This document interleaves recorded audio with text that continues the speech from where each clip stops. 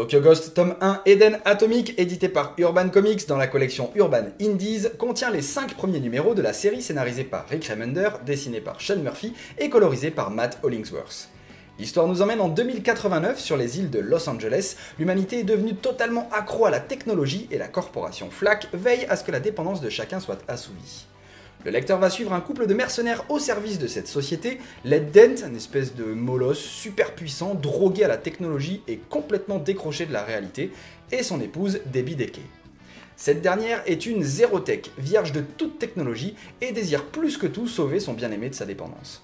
Pour ce faire, elle a entendu parler d'un endroit préservé, protégé de toute pollution situé au Japon.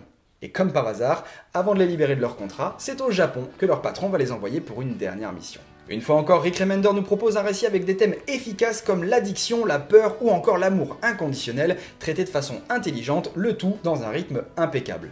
Le twist intervient juste au moment où j'ai cru qu'on allait basculer dans quelque chose de beaucoup plus cliché, mais en fait pas du tout, et ensuite tout s'enchaîne très rapidement jusqu'à l'impressionnant cliffhanger final. Côté dessin, c'est du Sean Murphy inspiré et en très grande forme, on sent vraiment que l'artiste s'éclate à dessiner cet univers pour le plus grand plaisir de nos yeux. Urban Comics a vu les choses en grand pour ce titre avec 2 éditions, une première dans un format plus important et en noir et blanc, mettant ainsi en avant le travail hallucinant de Sean Murphy, et qui ravira donc autant les amateurs du genre noir et blanc que les fans inconditionnels de l'artiste. Mais qui cependant ne plaira pas forcément à tout le monde, quelques cases ou pages très détaillées perdant du coup un petit peu en lisibilité. C'est pourquoi certains préféreront opter pour l'édition classique avec les couleurs pastel sublimes de Matt Hollingsworth. Ou sinon vous pouvez prendre les deux aussi, c'est possible pour ceux comme moi qui n'arrivent pas à trancher. En tout cas, une chose est sûre, peu importe l'édition, Tokyo Ghost est très clairement un titre à ne pas rater.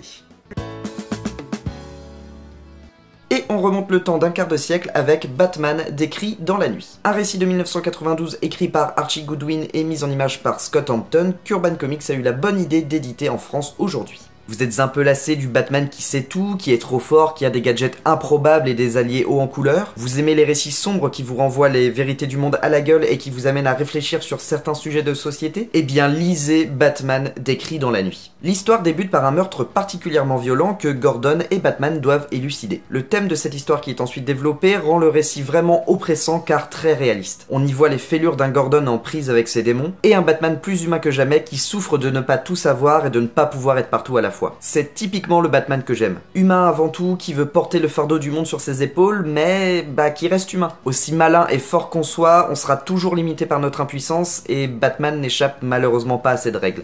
Du moins dans cette histoire. Le récit étant très court, je ne vous en raconte pas davantage. Si les puissantes et sombres peintures de Scott Hampton ne vous rebutent pas, alors foncez lire Batman décrit dans la nuit. Une histoire très terre à terre qui ne vous laissera pas indifférent.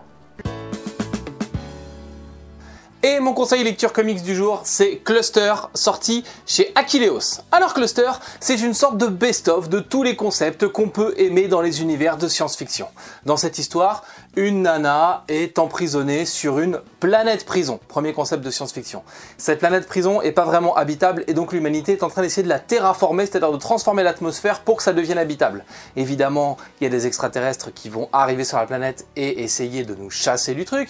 Du coup, on va partir dans une sorte de guerre et en fait, les prisonniers de cette planète prison servent donc de chair à canon. On leur met un dispositif qui explose s'ils ne retournent pas à la base. On les envoie en mission se bagarrer contre les extraterrestres. S'ils désertent, le dispositif explose et ils meurent. Et donc pendant la première mission, pendant la première sortie, la nana se retrouve en dehors de la base avec d'autres prisonniers encadrés par des militaires. Ils se font attaquer par des extraterrestres, le vaisseau s'écrase et ils se retrouvent loin de la base. Ils doivent rentrer mais ils n'ont pas le temps de rentrer à pied avant que ça explose. Bref, il va se passer plein de choses à l'intérieur. C'est un vrai truc d'aventure de SF avec tous les concepts qu'on aime bien, des gunfights, des gros extraterrestres, une sorte de Starship Trooper un peu badass. C'est signé par Ed Brisson qui est un scénariste qui semble monter chez Achilleos puisqu'il signe aussi Sheltered chez Achilleos, qui est là aussi vachement bien. C'est les enfants d'un groupe de survivalistes qui vont décider de buter leurs parents en attendant que la fin du monde arrive. D'ici le début de la fin du monde, il va falloir qu'ils continuent à ne pas se faire repérer par la police et qu'ils se fassent pas arrêter, parce qu'il faut qu'ils soient dans leur bunker au moment où ça va péter. Autre question, est-ce que ça va vraiment péter ou est-ce qu'ils sont tarés? Vous le saurez dans Shelter. En fait, mon conseil lecture comics du jour, c'est Ed Brisson avec Cluster, sorti chez Achilleos. C'est un truc badass de SF. Et Sheltered, sorti chez Achilleos, c'est un truc badass de survivaliste un peu à la façon Walking Dead. À tout à l'heure.